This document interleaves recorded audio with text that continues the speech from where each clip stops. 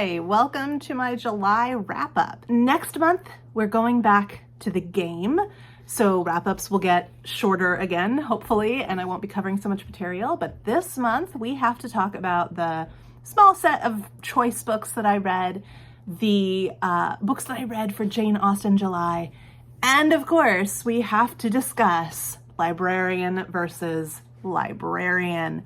So first, let's start with the book that I read that I got for Book of the Month. This also counted towards my read harder, so historical fiction set in the East, and that was Lisa C's Lady Tan's Circle of Women.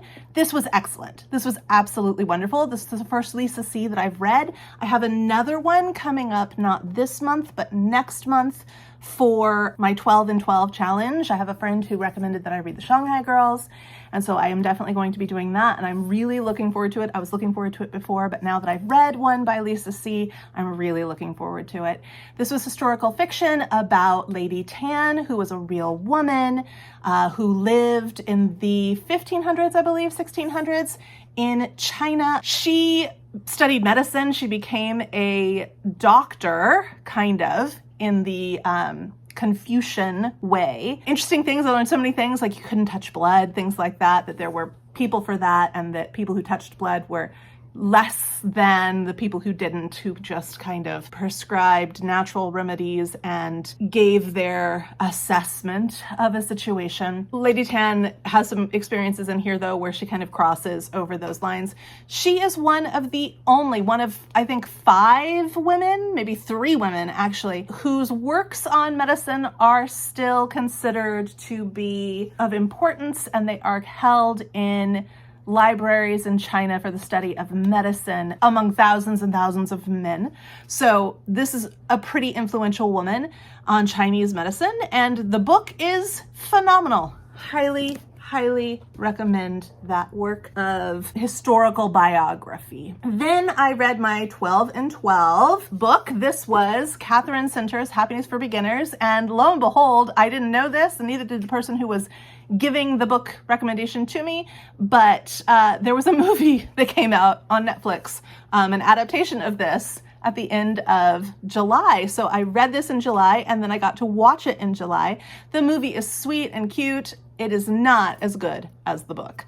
The book was very good. It is not my favorite Catherine Center. I've been on a journey with Catherine Center this year. I started with an ARC that I received of the Book of the Month book that I'm reading for August. Loved that so much that I read other books by her. So far, my favorite is What You Wish For. That's my absolute favorite. But I mean, every book that I've read by her, I have absolutely enjoyed. This one is about a woman, a teacher, who's recently gone through a divorce, and she decides that she's going to challenge herself. She signs up for a hiking course. There's a age gap romance between her and her little brother's friend. They're all adults. They're all in their 30s.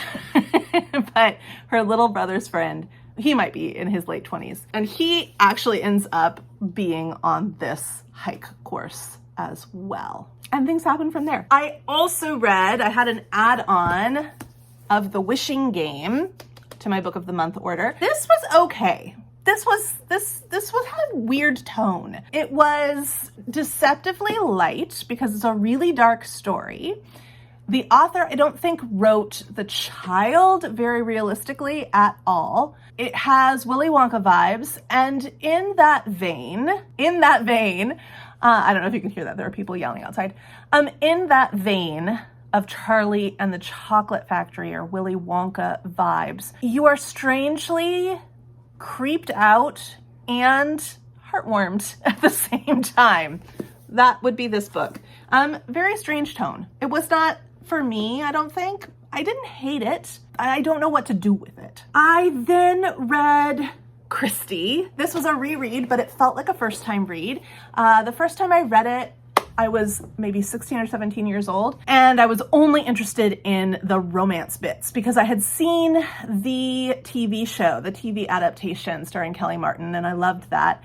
Kelly Martin had been in my favorite series of all time, which was Life Goes On, and that had recently ended, and then here she was in this new one called Christy, and I was excited. I watched it and I loved it, but it didn't finish. Like, there were some movies and things that came out, but I didn't see them or something, I don't know. And I didn't know who she ended up with. I did not know who Christy ended up with. So I got the book, I read the book, and I only cared who Christy ended up with. This time I read it as an adult and loved so many things about this book. First of all, the storytelling is phenomenal. Like, Catherine Marshall is a great writer. She is a great writer. I loved it. I loved the pacing, the description, the character development, the insights into the culture. It was just wonderful. Wonderful. I loved the story of Christy. I loved the story of her going into situations that make her uncomfortable. I love her making mistakes, trying to be this savior to these people who don't need a savior. I thought that it was so insightful, especially for its time, that it was written in the 60s, but it takes place in the early 1900s. And I thought that it was right on the money as far as the author's writing skills, storytelling, and message. I loved it. I did not anticipate that she was such a great writer. I then read Yellowface. And oh, do I have thoughts about Yellowface. If you want to know my thoughts, you should go to Goodreads, or you should go to my Instagram, my Bookstagram, all linked below in the tree, in the comment below. Yellowface, R.F. Kuang. I have so many reservations about R.F. Kuang. I'll just say that. I think that she is still very young as a writer. She has a wealth of ideas that are very interesting. Conceptualization is her strong point. Delivering on that concept is not her strong point. I know people are blown away by this author, and I've heard some people say that she's going to be one of the greats. Like, she's going to be on the shelf by, the Brontes and Hemingway. Hemingway I don't like either. So maybe she will be, but I just don't see it because her writing is not there yet. There are some huge holes in every book. Well, I've read 2, but in both the books I've read by her, there are huge holes. Oh no, I've read 3. I've read Poppy War. So she's got potential, but she's still a really young writer. If you want to see my thoughts on the content of Yellowface, please go check it out on my Bookstagram page or on Goodreads. I've written a small novel about this novel, so you can go there and check that out. Then I read The Stories We Tell. It's by Joanna Gaines.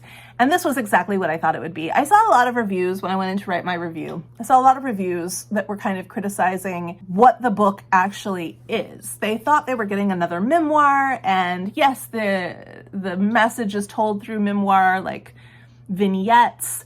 But what she's really trying to discuss with the reader in this particular book is the power of story to change the way we view our lives, the way that we frame our memories and the talk that we give ourselves, the way that we tell ourselves something happened and what it means greatly alters our experience in the world and our relationships with ourselves, with God. And so what she's really talking about in this in this book, is to harness the power of story for yourself. And then she gives you examples using instances from her own life. So people read this and thought, I wanted a memoir. This is a self-help book. And it isn't either. It's not a self-help book. It's not a memoir. It's kind of both. And I think it's really well done. It's a very quick read. She's a very personable author, and I think she did a great job. There were other books that I had planned to read. I tried them all, and I DNF'd them all. As far as personal choice books. For example, I was going to read that retelling of Jane Eyre, Jane and Edward, and it was not good. So I DNF'd it fairly quickly. There were other books. If you want to know what I had planned to read and DNF'd, go back and watch my July TBR video. Now we move into the billions of books I read for Librarian versus Librarian. So my county library recommended the following books that I chose to read. They recommended more than these, but I picked 10 of them and I read them with the hope that they would meet my requirements of featuring found or family, happy endings, engaging storytelling, and a touch of magic or the supernatural. That is what I was looking for in all of these.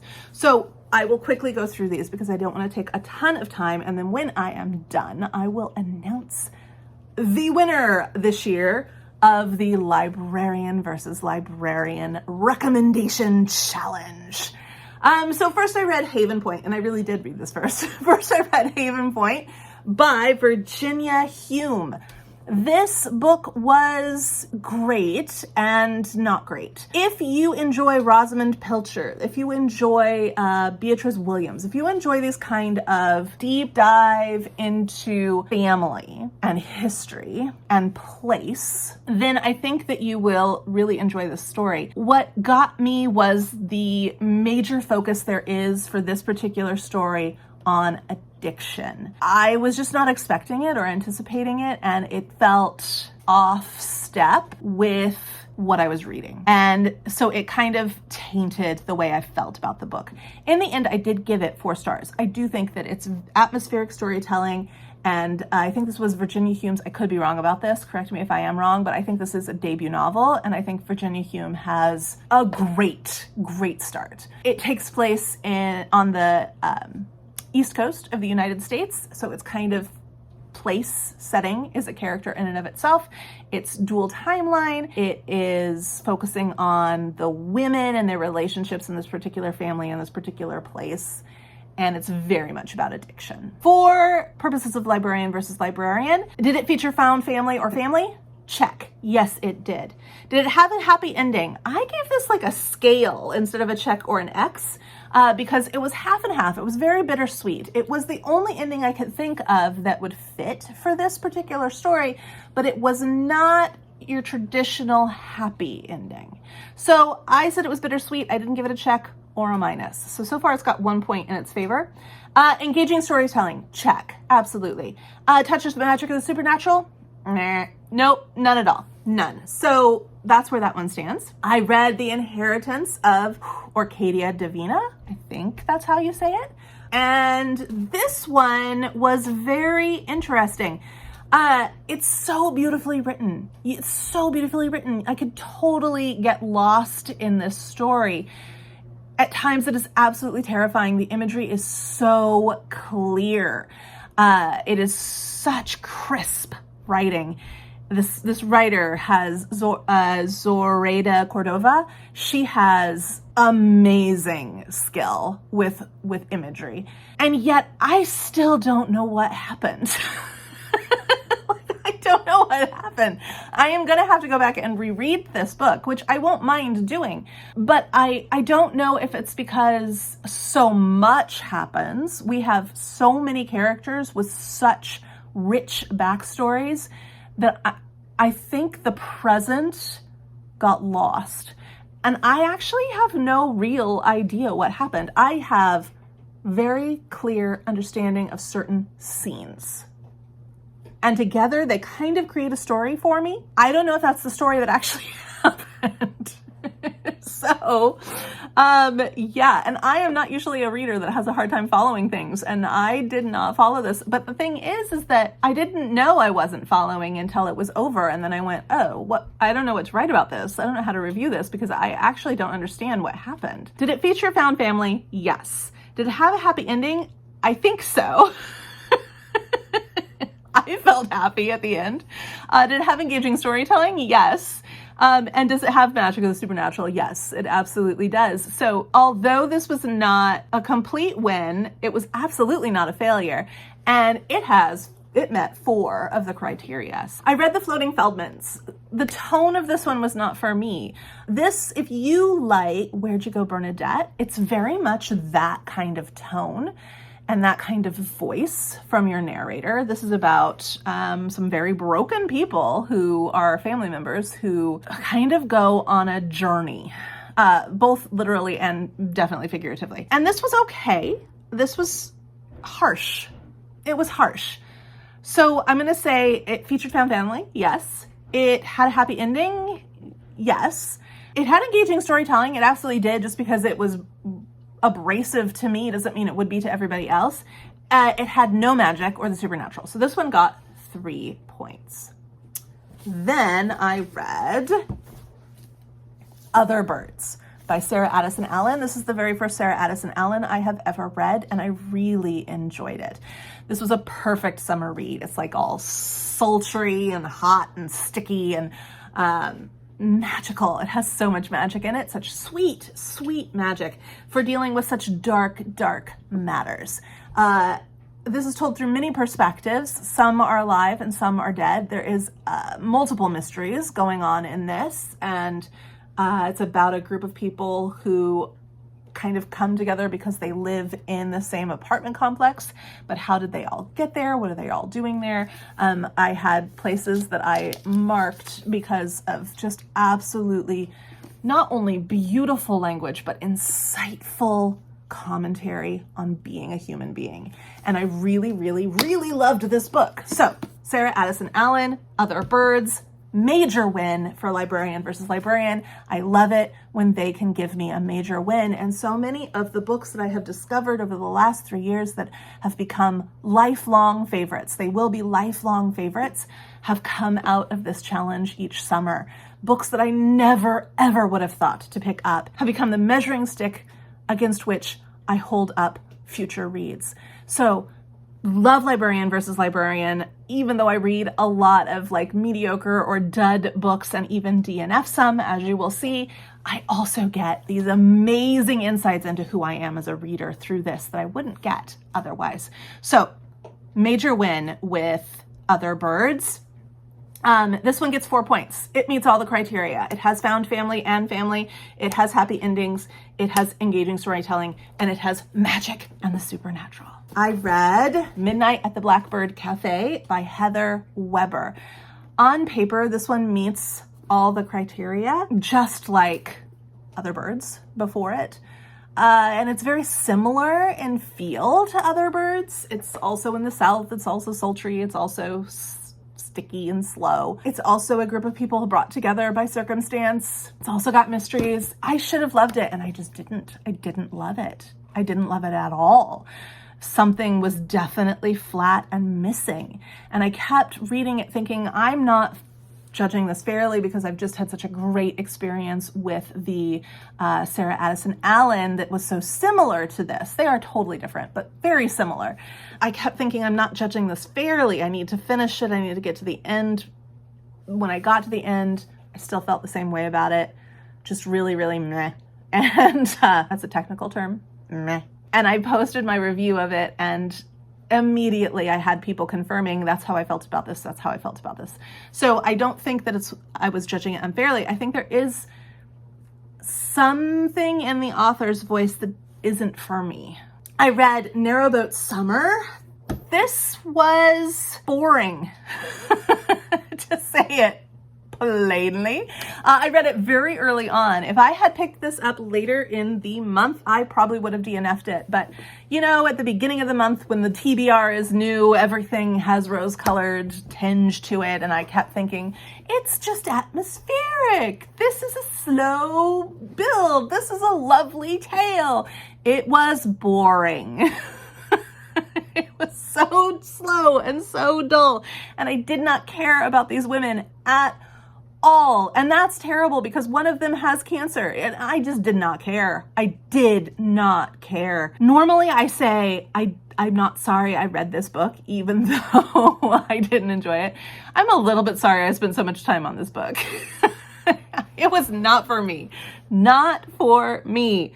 Did it have that featured or found family? Absolutely. Did it have a happy ending? Yes, it did. Kind of bittersweet, kind of like Haven Point, in that it's kind of this hard to judge. Is it happy? Is it sad? It's the only ending it could possibly have, I think. It had an appropriate ending. It was a not engaging storytelling, and it was not magical in any way. And if you like extremely effortful, slow reading, this may be the book for you.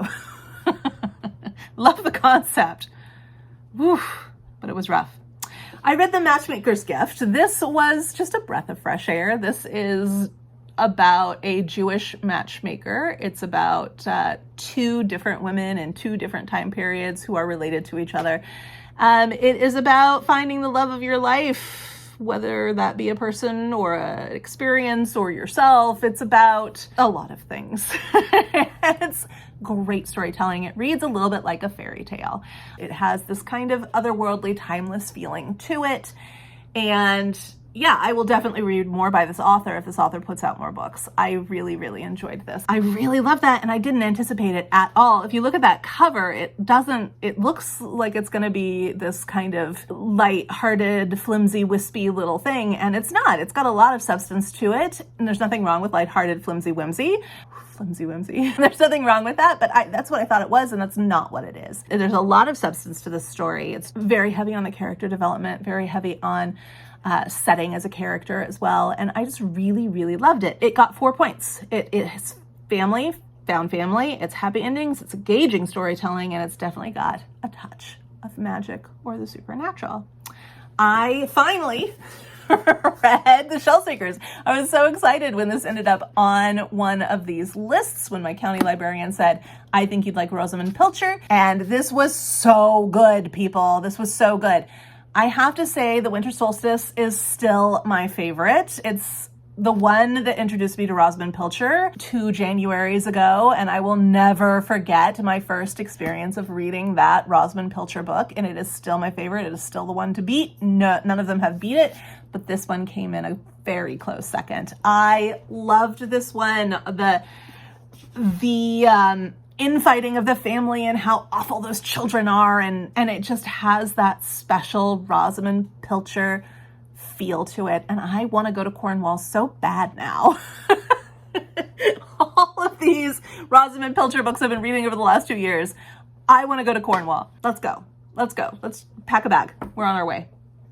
It featured found family, happy endings, engaging storytelling. Of course, if you've ever read a Rosamund Pilcher, how can you dare to say it's not engaging storytelling? It absolutely is. Even if you don't like what you're reading, you're still engrossed because, wow, that woman can spin a tale. It does not have any magic or supernatural in it. I read The Night Ship, and this one I was not prepared for. This is like I said in my, I'm looking at my review here, and the first thing I say in my review is, I know all books are real books. I firmly believe this. But you know when you meet a book and just think, okay, yes, this is a real book. This was a real book. It was complex. It's definitely like plot oriented, but it's character centered. It's definitely kind of a fantasy historical genre type of a feel, but it's also literary. It tells an amazing story. It's based partly on a true story, and it's just so well done. And I listened to it on audio, but I need to get a physical copy of this. Someday I want to reread it, but I want to reread it in physical because I need to highlight, I need to study it. I need to study it. It's a really great book. It's not necessarily the book I was hoping for this summer read. It slowed my reading down, but that's a good thing. That's a really good thing. And it was kind of a little speed bump in my reading. It made me stop and pay attention to it. And I think that's a sign of a really great book. So this one had found family, happy endings, engaging storytelling, and a touch of the magical.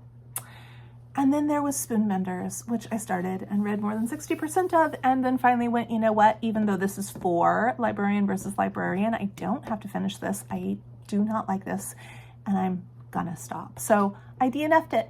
And I'm not going to talk any more about it. Spoonbenders was not for me. That's the results of the county librarian. Now, the city librarian suggested many books, and I picked 9 of them. I read 10, actually read 9 because I DNF Spoonbenders, but I picked 10 from the county. I picked 9 from the city. This blew me away. I loved it so much. This was so much fun. It was the last one that I read, the last one that I finished, and I didn't know for the month. And I didn't know that I was going to love it this much. For some reason, I think maybe I know this is completely irrational, but because it had sisters in the title, because I've been reading the Seven Sisters series, I kind of thought it was going to feel the same way as far as a reading experience, and I wasn't really into that, and so I put that off. And then when I finally picked this up, this was so much fun. It's such a great book. It's weird what your brain will do. Sometimes you just need to like override your preconceived ideas and just accept things for what they are. This was so fun. This got 4. This hit 4 of the marks for me. Yes, it's found family and family. This has a happy ending. It's engaging storytelling, and it has a touch of magic or the supernatural. And I highly recommend this one as a summer read for next year if you're still looking for one for this year. It's so much. I wish I had DNF'd, but I read The Island. Let me read you my review of this one. I always write these 5 things reviews where I just list 5 things about my experience with the book. Sometimes they're quotes, sometimes they're very thoughtful and insightful, sometimes they are just like words that encapsulate my experience, and sometimes they sound like this. 5 things about The Island by Adrienne McKenty. Number 1, what did I just read? Number 2, what did I just read? Number 3, what did I just read? Number 4, this book is ridiculous. Number 5, no, just no. Hate this book. I'm not going to go into it. It definitely has family. There's a lot of hatred in this family, a lot of lack of trust in this family. Features family. It did not have a happy ending, in my opinion. It did not have engaging storytelling, in my opinion, and it does not have magic or the supernatural. And this was a terrible recommendation by my city librarian. Terrible recommendation. Oddly, they also recommended The Lady's Guide to Fortune Hunting, which just, I mean, okay, let's think back here. We've been recommended The Island and Lady's Guide to Fortune Hunting. I feel like several librarians were recommending these books, but no. I feel like also that maybe they didn't really read what I asked for, or they couldn't tell who I was as a reader based on the information that I gave and the answers to the questions. But I feel like they were just like grabbing anything. Like I feel like there was maybe a stack of books that had been returned and they just wrote that list of titles down for me regardless of what I had asked for. Because reading this stack from my city librarian was wild. It was wild because none of these books seem to go together, as you will see. So we've read The Star-Crossed Sisters of Tuscany, we've read The Island, and now we've read The Lady's Guide to Fortune Hunting, where this county librarian seemed to be like a curated list. I could tell maybe what kind of reader this librarian was based on what they recommended to me. I could also maybe tell that if they weren't that kind of reader, they had like their thumb on the kind of reader I thought I was, right? All of those books seemed to kind of go together. These books are just like, wow. Okay, so Lady's Guide to Fortune Hunting. This was okay. On paper, I should have loved this book, and I was actually really excited when this book was recommended because it was one that I wanted to read. Also, it would count for Jane Austen July. So I went into this with all high hopes and hated it. I really didn't like it. I didn't get on with it at all. And if you want to know why, or you want to know anything about my experience with it, you can go ahead and go to Goodreads or go to my Bookstagram where you can read my 5 things. It's long and I don't want to share it all right here, right now. It did not feature family or found family. I mean, there are obviously families, but that wasn't a theme in this book. It did have a happy ending. It did have engaging storytelling. It did not have magic or the supernatural. And it has some things that it focuses on that I just think we don't need to focus on. And it was not a win. It was not a win for me. I read a Dreadful Splendor. This was right on the money for the kind of reader that I am. And I wish that I had been given this book to read in October because it is super creepy. This is historical. It is about a scam that involves, and scam artists, and it involves seances. So it's tapping into that history of the spiritualists. And I loved the mystery. I loved the writing. I loved the characters. I loved the whole package. This was such a win. It was such a win for me. I don't know that it will be such a win for everybody else, but these are things that I love reading about, watching shows about, and learning about. Like, I love this niche sort of weirdness. And so I loved this book, and I was so excited to read this. This was not what I thought it was. When I looked at the cover, I don't know why. I thought it was, I don't know what I thought. I thought it was a fantasy. I did not think it was a historical fiction mystery scam artist story, but it was. And I absolutely loved this book. It got 4 points. I never would have picked this up. So this was a great win, just like the Sarah Addison Allen. This was a great win, and I definitely want to get a physical copy of this book, and I definitely want it for my own, and I definitely want to reread it, and I wish it was a movie. Featured found family, happy ending, engaging storytelling, touch of magic. Loved it. Loved it. The Love Scribe. I was so excited when this was recommended. It was on my personal TBR, like I wanted to get to it at some point this year. I was anticipating it. I did not get on with this book. I did not enjoy this book. Wonderful premise, rocky execution. Alice, the protagonist, really did not like her throughout the entire thing. She annoyed me so much. And I am one. I know a lot of readers don't mind when they have a character that they don't like that is telling them the story, but I don't like to be in the head of somebody I dislike as much as I disliked Alice. This was not a win for me. Featured found family? Yeah, kind of, but it was not really a focus of the book. Happy ending? Yeah, I think it was a happy ending. I will categorize it as happy. Engaging storytelling? Yeah, but I was so preoccupied with how much I didn't like this character and their view of the world, their worldview, or their self-view, their self-talk. I just really did not enjoy it at all. Touch of magic? Yes, absolutely. This should have scored much higher than it did. It just didn't sit right with me. I did not enjoy my time with it. So, not a win.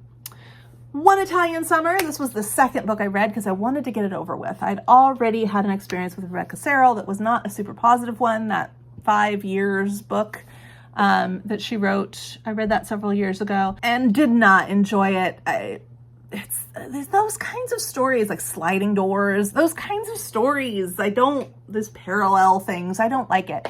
And this heavily featured on that sort of idea as well, where it's so dripping with grief in the beginning. And then so many of these books are about grief. If you ask for books about family, you're actually going to get books about grief, apparently. But she goes away to escape, runs into her mother who has passed away in her 30-year-old form from several decades before, living life there in Italy. Mother doesn't know her because she hasn't been born yet.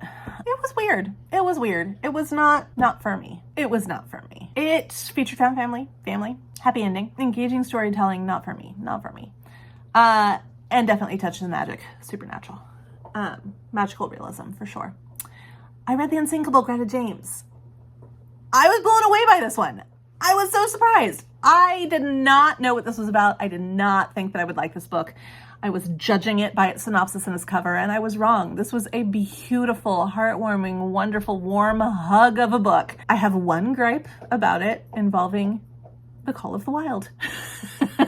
Beyond that, which you can read about if you want to on my Bookstagram or my Goodreads review, 5 Things review of this. I have a lot to say about it. It's a long review if you want to hear more about it. But I loved this book. Loved it. And it was a surprise. I did not know that I would love this book, but I absolutely did. It got 3 points for me. So featured found family, happy ending, engaging storytelling. It did not have magic or the supernatural unless people make their own magic. Another one that I read that I was totally blown away by, that I would never have picked up, that I absolutely loved, was Zori. This book has stuck with me. It is a weird little book. And when I say little, I mean little. It's less than 200 pages. It's very, very short. But it covers an entire life, a long life of this woman, and the whole history of the Midwest during this time span that she's covering, that her life covers. And it focuses not in the big events and in the world-changing, life-altering events, but in the mundane. And it is not boring at all. It is beautiful and lyrical and deep, and So many amazing thoughts about this book. I have a long review, but I am going to read you what I wrote. It says, I say. Number one thing is this book is less than 200 pages, and I read it in a little over an hour. Number two, in light of that, it's pretty remarkable how Hunt, that's the author, Laurie Hunt, manages to share not only Zori's life and most of the major events of the 20th century, but Hunt does all that, and she does it through the sharing of the mundane. Hunt's writing feels very contemporary in its delivery, but at the same time, harkens back to turn-of-the-century writers for pacing and scope. I talk a lot. I compare her to Willa Cather and Edith Wharton. Number four, I wondered when it was done if I had wished Hunt had used more pages. Why confine so much within so little? There's just so much noise going on outside. I wondered when it was done, if I had wished Hunt had used more pages. Why confine so much within so little? But I've concluded that Zori is the story of a life, and a life is short no matter how full. We blink and it's gone, and suddenly the length seemed exactly correct. And then number five, I wondered when it was done if I had wished Hunt had allowed us more emotional insight, more of a glimpse into Zori's internal world. But then I realized our own inner worlds are anything but mundane. And this sweeping tale of life in the Midwest of the United States is better told in this stolid sweep than through the rise and fall of passions. It's an odd little book, and I loved it. I did. I loved this book, and it has really stuck with me, and I highly recommend it. Little sleeper title, but it'll take your breath away. Featured found family, happy endings, engaging storytelling, no supernatural. Flower Heart was my final one, and I DNF'd it. I was really looking forward to this. This was also on my radar as a book that I thought that I would like to read this year. And I got about 60% in and went, I don't like any moments I have with this book. Strange tone, kind of trying to read like a cozy fantasy. And being maybe hearkening back to the tone and the feel of Howl's Moving Castle, the book, not the cartoon, except it has a real darkness to it, like a really, really darkness to it. And I was not liking picking it up at all. So I DNF'd it. So who won? Which library got me right this year? Even though both of them had two major fails, and even though both of them had at least one major win, as a whole, I am going to say that the county, once again, is the winner. 3 years in a row, county librarian. Different librarian all 3 years. Just a little bit better at understanding who I am as a reader. Love this challenge so much. Next year, I'm going to pick fewer books, though. I was so excited by all the titles I was given. I just kept going, I want that one, and that one, and that one, and that one. And then I was like, I've got a lot of books to read. Major wins. Some new favorites. Some new absolute favorites. But ultimately, the county library, they win. All right, let's talk about Jane Austen July and then wrap this puppy up. My Jane Austen July plans changed quite a bit, but I read the Northanger Abbey, reread this, loved it, always loved Northanger Abbey. I listened to the audio, but I had my physical copy as well. Then I read, as planned, my second novel that I own, one of the horrid novels mentioned in Northanger Abbey by name, by Jane Austen. This is The Mysterious Warning by Eliza Parsons. Last year, I read Castle Wolfenbach by the same author, and it was fine. It was interesting. It was an interesting read of the past, but it was not a great book. This is really fun, and you can tell that she has grown a lot as a writer as far as plot and the delivery and stuff is concerned, because this is heaps and bounds better than Castle Wolfenbach as far as a piece of writing. It is still very much a piece of Gothic fiction from the 1700s. It reads that way. It's a lot of yes and. But the premise of this is so much fun. The character development in this is so much better. If you enjoy the works of Anne Radcliffe, or who's the guy who wrote The Monk. That was really dark and good. If you enjoy these kinds of books, then Eliza Parsons should really be on your shelf as well.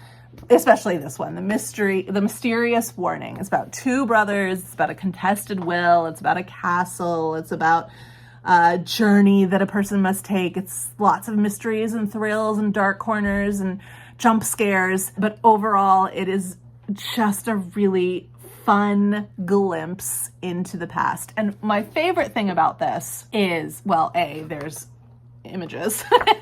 But my second favorite thing about this is that Eliza Parsons, on November 15th, 1795, from Leicester Square, number 22, wrote a preface to her book, which is actually a letter to Her Royal Highness, the Princess of Wales. I believe that would be Caroline. Obviously, the Princess of Wales had expressed some concern over the content of these kinds of books, and perhaps particularly Eliza Parsons' books, because in her letter, this preface to this particular printing of this particular book, she addresses the Princess of Wales, and she says, basically, in a page and a half, she basically says, there's nothing in my books that's untoward. There's nothing in my books that can't be read by young female readers. I would let my own daughters read these. These are perfectly acceptable, social, acceptable books. My writing is perfectly acceptable. So I love this. I'm not going to read all of it, but I'll read a little bit of it. She writes, I have never written a line tending to corrupt the heart, sully the imagination, or mislead the judgment of my young readers. With the most profound respect and every sentiment that admiration and gratitude can inspire, I have the honor to remain, Madam, your Royal Highness's most obliged, most devoted, humble servant, Eliza Parsons. So obviously she had at some point been criticized, probably by the Princess of Wales, for the content of her writing. And she was saying, that is not what I have intended to do. And I found it so interesting that she would be included by Austen among the horrid novels. Then I went ahead and read, I had meant to read this during Mary Shelley May, but didn't get to it, and just really wanting to read it, so I picked it up. It is still a contemporary of Jane Austen, and I read Glenarvan by Lady Catherine Lamb. And this is interesting if you are interested in Catherine Lamb and Lord Byron and that time period. It is not, as a piece of literature, just something that you're going to want to pick up and read. Hot mess. That's what I called it. It's a hot mess. I listened to, for my nonfiction, because I could not get into the nonfiction that I originally chose. It was just too boring. I ended up listening to Jane on the Brain by Wendy Jones, and I got this for free on Audible. It was one of the ones that was available to listen to if you're a subscriber. And this was interesting. It was not necessarily a Jane Austen focused book. This is a neurological focused book. It's about why people behave socially the way they behave based on the brain. And she uses the characters of Jane Austen as archetypes and the interactions they have with each other as archetypal, and uses those to help the reader understand what she's trying to say about the way the brain works when we're in social interactions. It was fascinating, but it wasn't necessarily about Jane Austen. The thing that you do take away from it if you're reading it through a Jane Austen lens is that Jane Austen was incredibly insightful about humanity, and we all know that already, but here's some scientific proof. I found one of my favorite books of the year. Another favorite book of the year, and not my favorite. I think Booth is still the top, but The Benevolent Society of Ill-Mannered Ladies by Alison Goodman. This book was so good, and I need the rest of this series, and I need it immediately. Was blown away by this book because I did not anticipate that I would love it as much as I did. I had put it on library hold before it was released. Sometimes our library, the county, not the city, sometimes the county library will let you put things on hold that haven't yet been released.